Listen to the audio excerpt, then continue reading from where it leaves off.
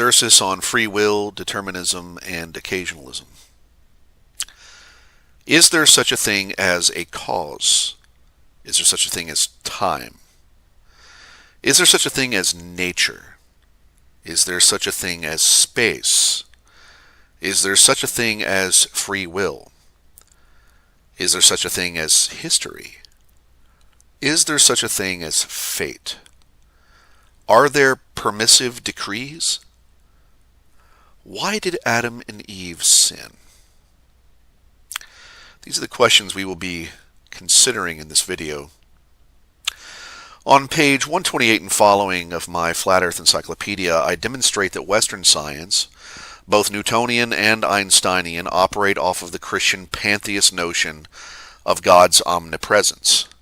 Einstein would use the word absolute, and this absolute precludes the notions of time, space, and causality, thus his metaphysical delusion he learned from his Jesuit mentor Lemaitre of a space-time continuum. I would also refer you to the Tao of Physics by Capra, which is an excellent book on this issue. I have debated thousands of Christians and the top Christian apologists on the internet, and they all simply fail to provide a meaningful distinction between the Christian doctrine of omnipresence and the pagan doctrine of pantheism. Friedrich Hegel was supremely honest about this in his lectures on the philosophy of religion, and completely espoused a pantheism affirming that human history itself is jointly exhaustive with the procession of the Holy Spirit, the third person of the Christian Godhead.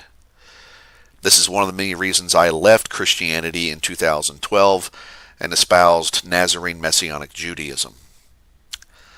Therefore, because of the doctrine of divine omnipresence in both Christianity and Western science and their obscurantism, causality is impossible. Thus, Western philosophy is obscurantism, and science is impossible in the West. The primary difference between the Calvinist biblical notion of determinism and fatalism and that of the pagan notion is the following. Number one, history is real and meaningful, and events happening now are happening because of what came before us. This is the doctrine of providence. Number two, time is not a thing or a substratum. There are no corridors of time, but is understood in the genus of epistemology, not ontology, to be linear.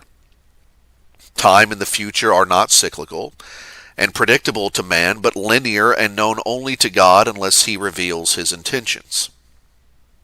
Number three, what is happening now in events that came before us are not in any way a manifestation of God's being or necessary to his being, but events he decreed to happen before he created the world.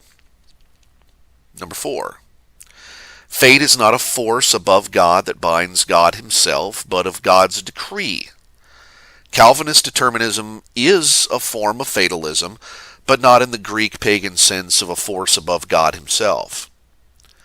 Number five, the creation, and human beings specifically, have a cardinally distinct being, not independent, but distinct, with accompanying faculties from God himself. This is impossible on the doctrine of God's omnipresence. Number six, because human beings have a cardinally distinct being from God, human faculties and the faculties of all God's creatures are causes, not occasions, to reject the hyper-Calvinists and Gordon Clark on this matter. I'm quoting now from the Westminster Confession of Faith, chapter 5 of Providence. God, the great creator of all things, doth uphold, direct, dispose, and govern all creatures' actions, and things from the greatest even to the least, by his most wise and holy providence, according to his infallible foreknowledge, and the free and immutable counsel of his own will, the praise of the glory of his wisdom, power, justice, goodness, and mercy. I would only add there that it's also through his ability to see men's hearts. Number two, although in relation to the foreknowledge and decree of God, the first cause, all things come to pass immutably and infallibly, yet by the same providence, he ordereth them to fall out according to the nature of second causes, either necessarily, freely, or contingently. Number 3, God in his ordinary providence maketh use of means, yet is free to work without, above, and against them at his pleasure. And I affirm all of that, except I would only add in that this providence includes God's ability to see men's hearts. God is not seeing future possible reified timelines. He's seeing the intention of men's hearts. That's how he knows what they'll do in the future. Number 7, because human beings have a cardinally distinct being from God, and human faculties and the faculties of all God's creatures are causes, not occasions, the sinful plight of derelict men is their own fault, or the fault of their parents, as the Bible says that God visits the iniquities of the fathers upon the children, Exodus 20. Thus, derelict men can be blamed for his sins, and we will speak more on this matter soon. Thus, we see the real problem here is the pagan doctrine of God's omnipresence, or pantheism, not the doctrines of grace or the decree, which I have said many times, and no Pelagian's been able to refute me. 99% of them don't even want to address the issue because they don't want to address the issue of metaphysics. Pelagians love to criticize hyper-Calvinism for its occasionalism, but they affirm omnipresence, which is a distinction without a difference. Omnipresence means God is everything and therefore causing everything to happen, pace occasionalism. This is, again, the exact system that Albert Einstein created. He called it the absolute, but it meant the same thing. It was a metaphysical, omnipresent principle, which is indistinguishable from Christian theology. Romans 11:36, for of him and through him and to him are all things. All things are from God. Not all things are God. And again, for you Christians out there, I dare you to try and make a distinction between omnipresence and pantheism. Please, I'd love to hear it. The Westminster Confession, chapter 5 on providence, states again on point 4, the almighty power, unsearchable wisdom, and infinite goodness of God so far manifest themselves in his providence that it extendeth itself even to the first fall, and all other sins of angels and men, and that not by a bare permission. It's a very important word there, bare permission. We do affirm permissive decrees, but it's not a bare permission. What's the distinction? Well, the confession is going to explain. But such hath had joined with it a most wise and powerful bounding, and otherwise ordering and governing of them in a manifold dispensation to his own holy ends. Permissive decrees are affirmed by the Calvinist confession and by myself, but not a bare permission. The confession clearly affirms that even in a permissive decree, which implies secondary causation, not occasionalism, God still governs and controls the circumstances of the matter so as to end the way he intended before the foundation of the world. Now, to descend from the doctrinal formulations to practical application, I would present a dialogue between John MacArthur and Leighton Flowers regarding the complaints of modern SJWs and how different theologies respond to them.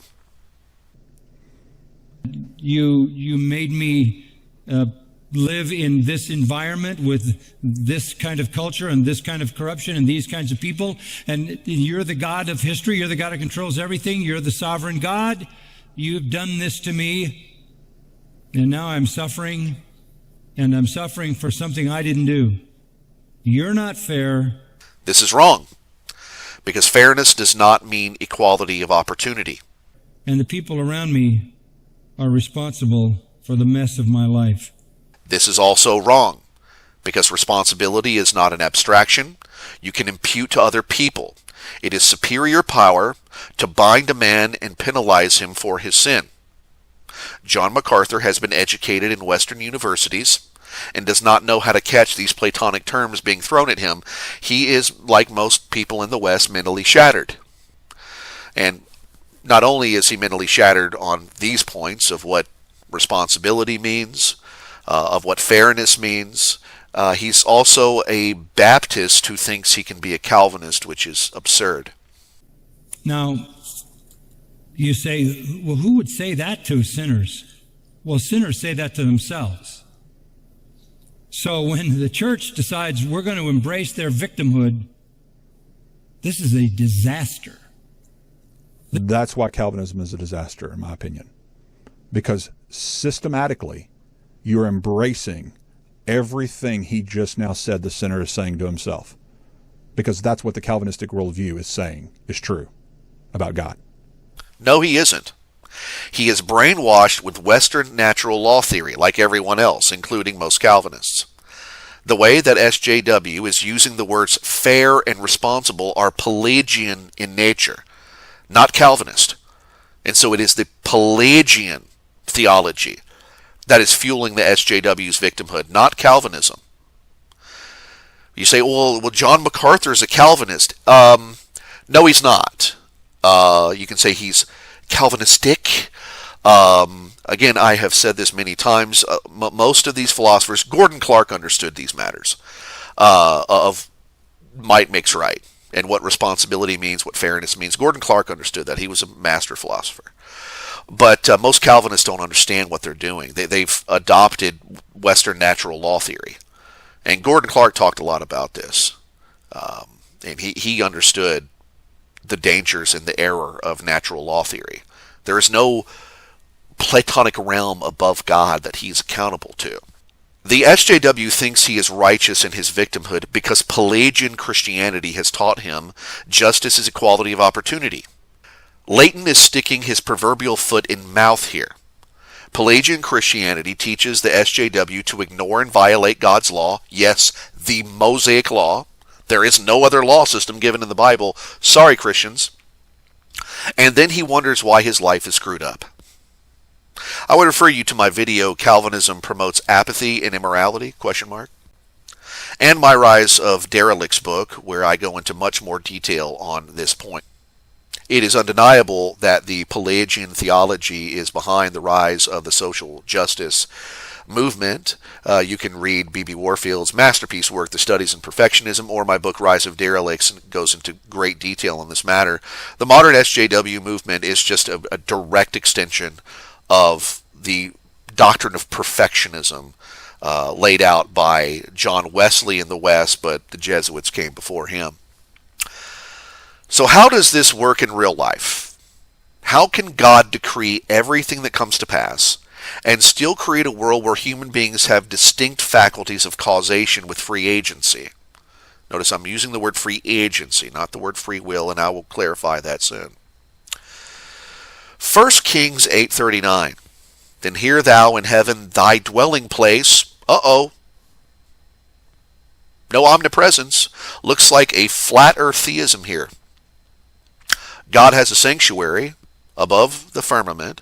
I would estimate 25 to 30,000 miles above the Arctic Circle. And forgive, and do and give to every man according to his ways, whose heart thou knowest. For thou, even thou only, knowest the hearts of all the children of men.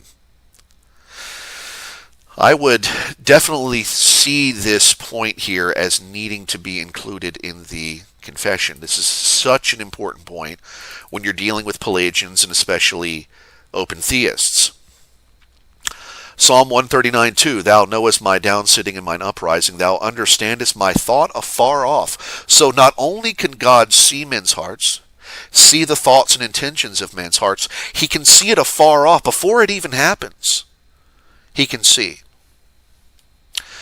God does not see other possible reified timelines of the future to reject Molinism. He sees men's hearts and their intention before they even have them and plans accordingly before the foundation of the world. This is the biblical construction. The Bible also mentions that not only does God see the hearts of men, God can turn the hearts of men. Of course, the famous example of Pharaoh, where God hardened his heart against Moses. But we also have Proverbs 21:1. The king's heart is in the hand of the Lord. As the rivers of water, he turneth it whithersoever he will. So the scriptures are acknowledging, yes, man does have his own faculty of causation. The rivers of water are flowing of themselves, but God turns the heart where he wants it to go. He turns the flow of man's faculties and causations where he wants them to go. Now, here is a conversation. This is in meme form that I am having here with a Cult 45 SJW. Cult 45 begins, given I was born in the ghetto, what else am I supposed to do but smash and grab and sell drugs? I reply, you would have been born in God's luxurious institution. I can't get into detail of what that means on YouTube. You can read my book on the South. But your parents rebelled against him. Cult 45 replies, the GLI was unfair, no equality of opportunity. I reply, that's not what fair means in the Bible. Again, I've described this, explained this many times. When the Bible mentions the word fairness and justice, all over the Torah it mentions this, and it explains exactly what it means. What it means is that all people in society, whether rich, poor, native, foreign, high status, low status, everyone should be penalized exactly the same regardless of their status in society. Penalized. So when a rich man would come into court and a poor man would come into court, God commanded the judge to be no respecter of persons, meaning that the judge is going to execute the law on that high status man if he has indeed violated the law, regardless of his great status. That's what justice and fairness means in the Bible. Again, you can see the first video on this channel, and I go into detail on this matter. It does not mean equality of opportunity. Nowhere will you find equality of opportunity mentioned in the text of the Bible. Where does this idea come from? From Pelagianism. It's where it comes from. Okay? Specifically Christian Pelagianism. Now the SJW replies, but your Calvinist God caused me to make that mistake, so it isn't our fault. I reply, that's a single cause fallacy. Notice what the wording of the confession. He ordereth them to fall out according to the nature of second causes, unquote. Okay? So God permits you to make that mistake. He saw you would make that mistake, and he planned accordingly before the foundation of the world. Thus, let us answer the list of questions we proposed at the beginning of this video. Is there such a thing as a cause? Yes. A cause is a distinct, discrete, concrete faculty, both spatially and potentially, from God's being. It's an extremely important definition. All the Western constructions, both so-called secular, there's nothing secular ever, everything's a theology, and theological. Again, as I've demonstrated in my Flat Earth Encyclopedia, both Newton and Einstein grounded their entire cosmology on this divine omnipresence doctrine. Secondly, is there such a thing as time? Answer, there is not a thing as time, to reject reification, but there is a meaningful category of description called time, because there is a reality happening spatially distinct from God. Again, to reject omnipresence, pantheism, and occasionalism. Time is a meaningful category of thought. It is not a reified corridor. That's Western metaphysics. I am a nominalist. Nominalism is undeniably taught in the Bible. And if you reject nominalism, you have to concede to Charles Darwin's system. Because Charles Darwin's system operates off of the reification of categories of thought. The reason why Charles Darwin has won over the West is because of Christian theology. Carl Linnaeus, his predecessor, was a Christian priest and laid out the data in a Christian fashion before Charles Darwin that led Charles Darwin to his conclusions. When Darwin and Lyell and all his Thomas Huxley and all these people that followed Darwin, when they saw that an Archaeopteryx or birds are in the same category of organization, of description, the same clade as dinosaurs and other large reptiles, they deduced from Christian principles that they are ontologically related. It is undeniable that they did that. Where did they get that idea that a category of description necessarily denotes ontological relation? From Christian theology, from Christian metaphysics. There would be no Darwinism without Christian metaphysics. Okay? In order to have causality and nature, there must be a sequence. In order to have a sequence, there must be a linear progression. And the pantheist system, where God is omnipresent, precludes progression and locks the world in an endless cycle. Next, is there such a thing as nature? Yes. A nature is a teleological design in the physical world created by God, tending a creature to a certain pattern of behavior. Romans 1:26 makes this very clear, that the practice of lesbianism among women is a violation of nature because she is designed, she has a teleological design in her physical body to mate with a man, to bear children, and to nurse those children. That's why she has the smaller shoulders, the larger hips, the breasts for nursing, and of course the accompanying reproductive organs. Now, what convinces people to go against nature? Well, metaphysics. Metaphysics is the definition of insanity that leads to sin. Is metaphysics. Next, is there such a thing as space? Yes. Space is just the ether in simpliciter. Space is most accurately defined as a measurement of length through the ether. Okay? And again, this is the fundamental difference between the Western and the ancient Near Eastern worldview. The Western worldview says that the fundamental unit of reality is psyche and mind. Pace Platonism, Pythagoras' system. The ancient Near Eastern worldview says no, the fundamental unit of reality is the ether. And all things come from the ether. All physical forces come from the ether. And you can see my booklet on sympathetic magic if you want the perfunctory on that. Next, is there such a thing as free will? Answer. Externally, there is no freedom from God's decree. But there is free agency, meaning we are not puppets on a string physically compelled. I am a determinist. I have never in my life felt one of my appendages physically compelled by God to do something. Never. But internally, before the fall, man had internal free will, meaning the ability to choose either righteousness or sin. But this was lost in the fall. Now, after the fall, we can do what we want when it comes to external agency. We just cannot want what we want.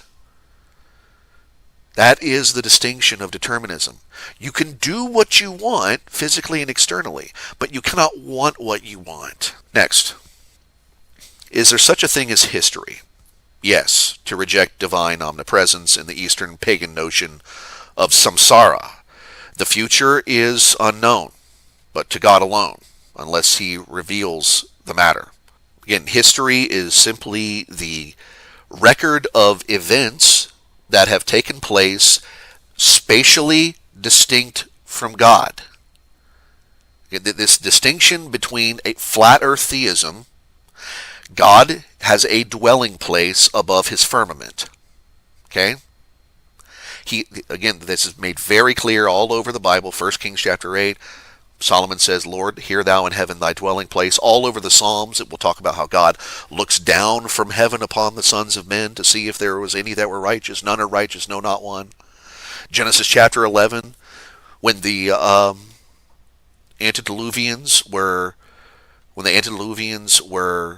building the Tower of Babel, the Bible says that God came down from heaven. The Bible makes very clear of the physics of the flat earth. God is not an omnipresent being.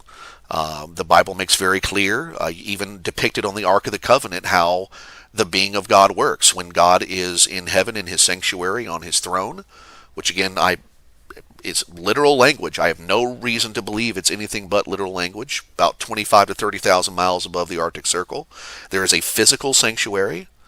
There are cherubim angels with physical wings that cover over the physical, discrete presence of God, his being.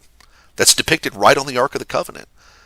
And we see in the Torah, God gave Moses a pattern of what happened. He showed Moses what goes on in heaven.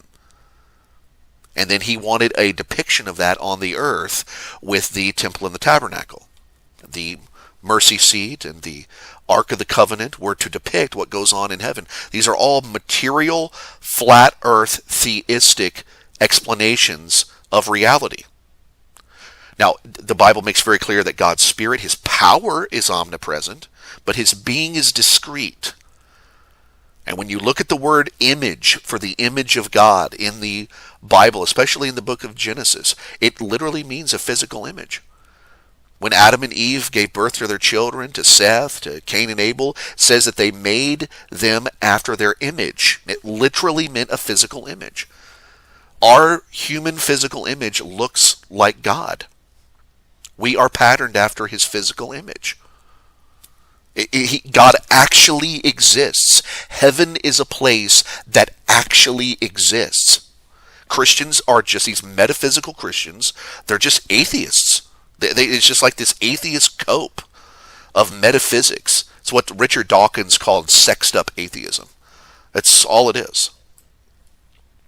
And that is the fundamental understanding of reality in the Bible that is distinct from the Western tradition. Causality is real.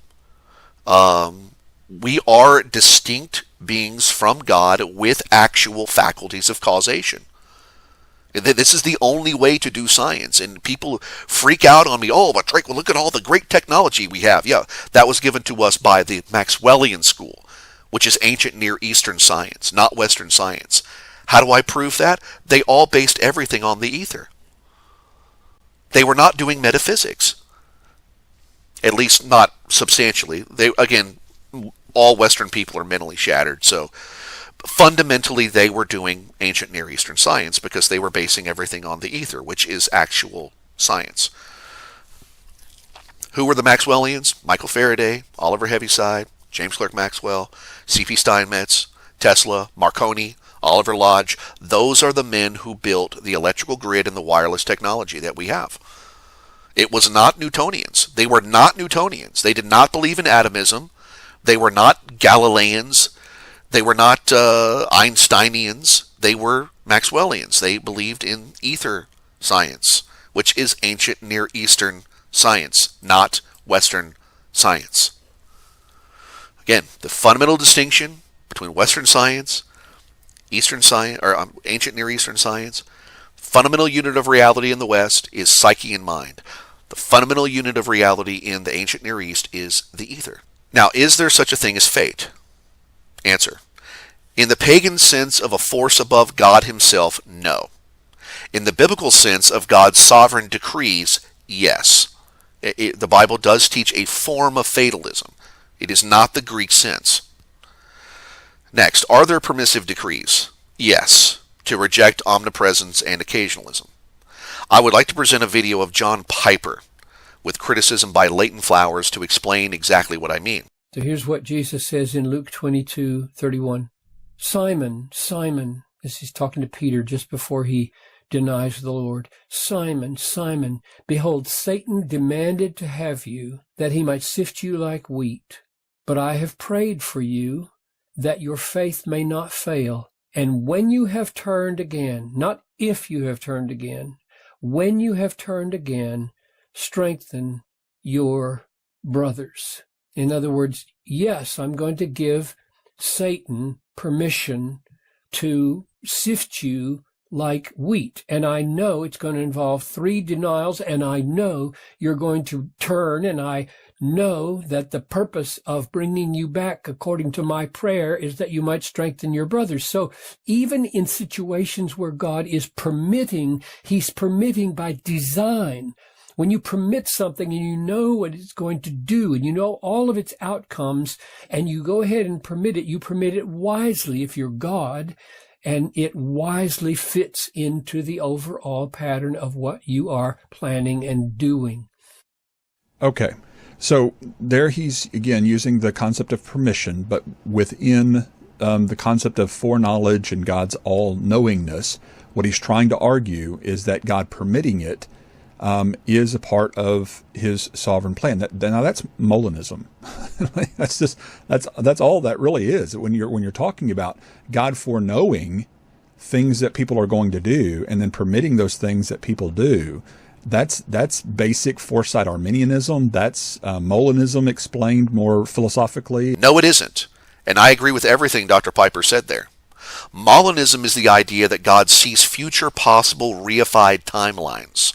That's what they call middle knowledge, and is able to do this with his faculty of foreknowledge. This is not what the Bible teaches, and is not what Calvinism teaches, at least not Calvinism proper.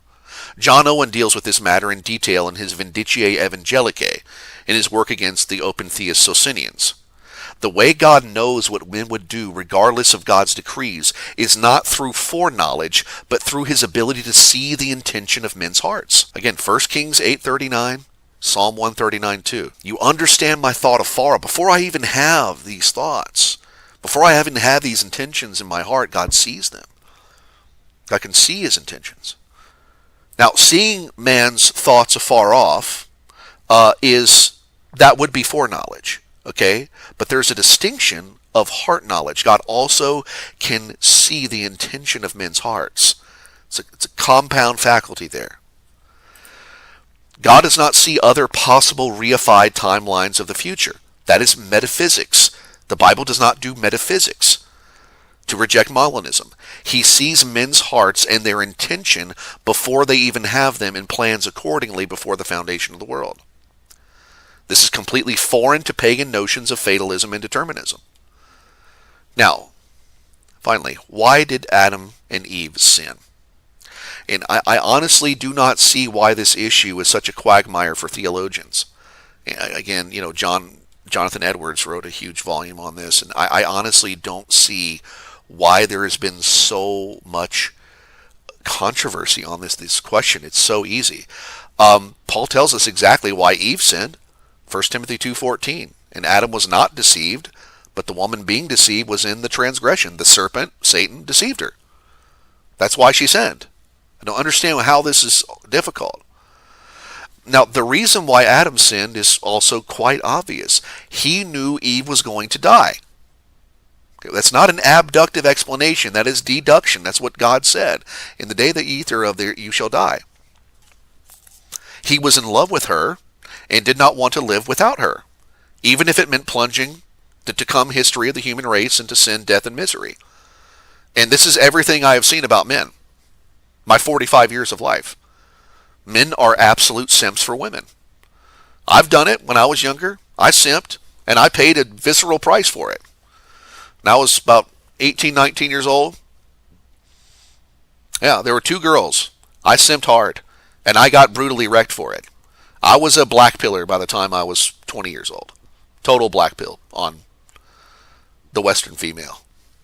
And black pilled about I didn't even think any of that was ever going to be able to work out for me. Thank God he gave me a wife and a son, but, I was a black pillar when I was 20 years old.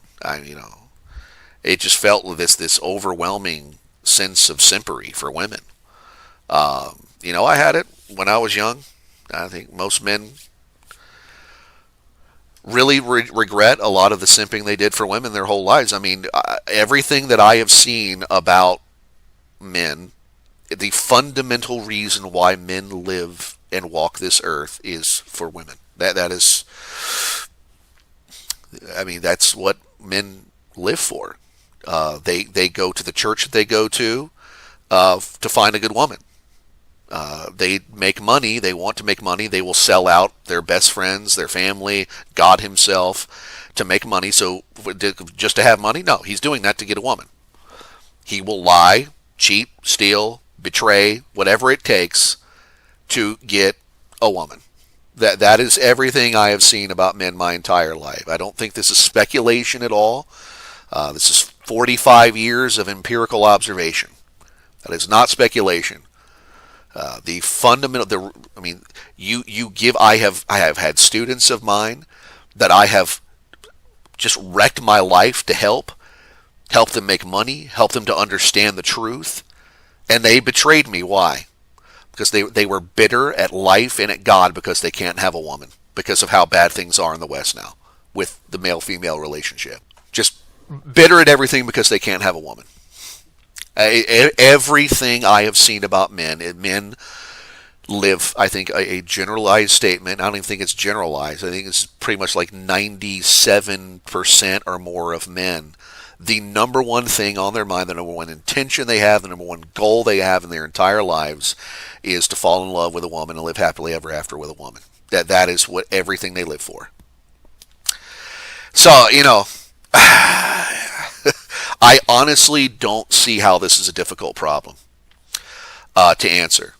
Now, this is the Southern Israelite signing off. Go to my platform website, southernprotestant.com. Go hit that donation link in the description. If you find this work to be valuable, become a patron. Click that Patreon link in the description. Make sure you like, subscribe, and share this video around. Southern Israelite signing off. Peace.